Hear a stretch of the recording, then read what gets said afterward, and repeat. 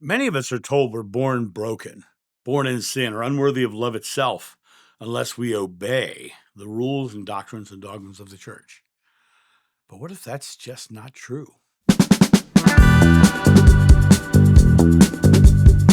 Hey guys, it's John sitting here in the studio with my dwindling glass of apple cider. Hope you're having a fantastic day wherever you are. I am actually looking out the window over here at snow on the ground. First snow of the season here in Ohio, and it's pretty. Hope it ends soon. Hope it goes away soon. I'm much more of a beach guy than a snowshoe guy. Let me put it that way. Institutional religion it literally thrives on teaching dependence. You need us to reach God. That's basically their basic message. Is that you need to come to us. We are your middlemen to God. Our priest is the wise person who knows what God wants or knows what God thinks. They use guilt as a form of control and they disguise it as humility. The emotional damage of believing that you're unworthy is massive. Last year I spoke to over 1,000 people, and guess what? The bulk of them were damaged by their religion's doctrines of inferiority. You're not as worthy as you should be because you're born in sin and all of those things. The emotional damage of believing you're unworthy is huge because of the fact that it's put into the brain when they're children. They're brought up believing that they're bad. They're brought up believing that they've got to find their way to God. And the interesting thing is, you're never less than divine. You've always been part of the oneness of God. And if you break out of spirituality and just drop into science, everything that you're looking at, including you, is just atoms in motion.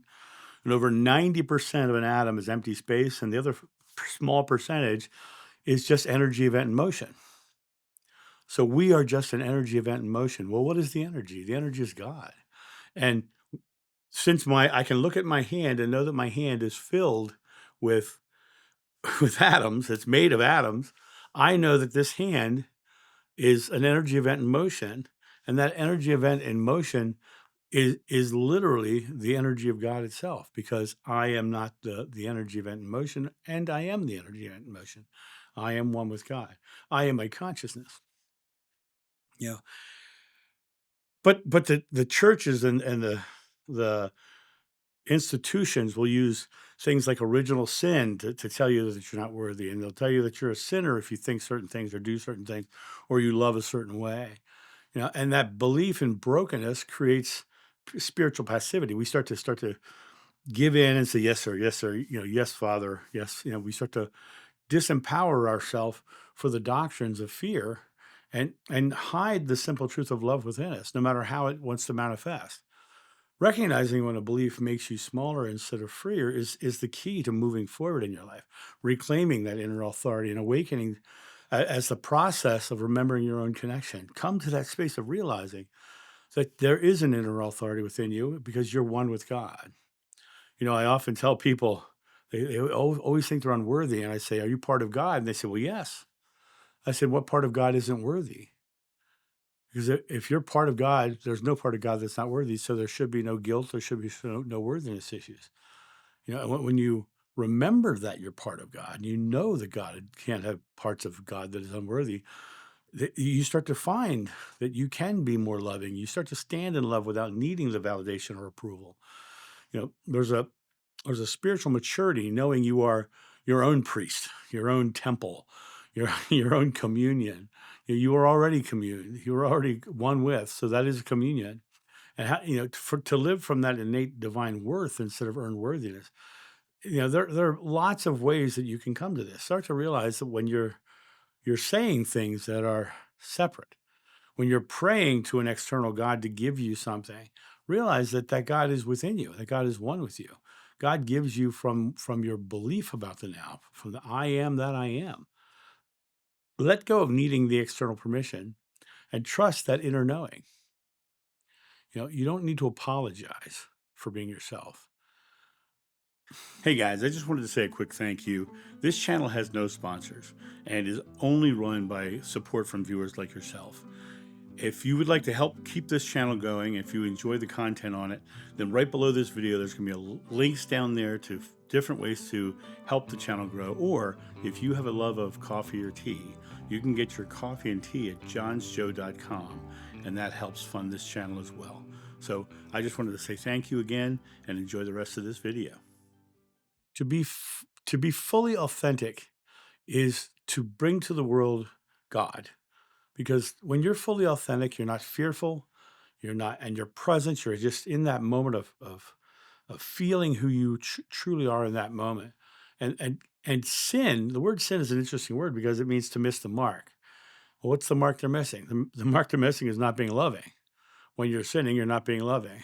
And reframe the idea of sin as a list of rules that have been given to you that you're going to be condemned for. Just choose love. I leave you one commandment, love another. And choose love consciously. For that, that is the highest power there is because God is love. When you live as free and as an empowered being, knowing that you can express and give love fully, no one stands between you and God because you are at the meeting point. You are one with God. You are within the oneness of God itself. So there's no need to have that middleman there. And love itself needs no hierarchy. Freedom begins when that belief in that hierarchy ends. You start to understand that you are the direct representation of love in the world. You don't have to obey fear. You can live love instead. You can become a light simply by remembering who you always were, one with God. You are God incarnate. You have the ability to be that delivery method of love. And God is the love that you're delivering. When you take it from that perspective and you start to realize that you were never broken, and religion taught you to doubt yourself. And the lie of it all is that you're spiritually powerless. All the power is within you. It always has been, it always will be. And when you take this moment to realize that oneness with God, you start to realize that you have the ability within yourself to create a loving world, quote unquote, in God's name. What's God's name? I am. Not he is, not she is, not they were, not they will be, or the celestial council says, or anything else. I am. This I am is the direct connection with God. It's the direct expression of God through you. And it's here, it's now, it's present. I am, not I will be or I was, right here, right now. You get to live it. And you can do that just simply by realizing that you're one with God. And that's my thought on this. You guys have a great day, and I'll talk to you soon. See ya. Bye.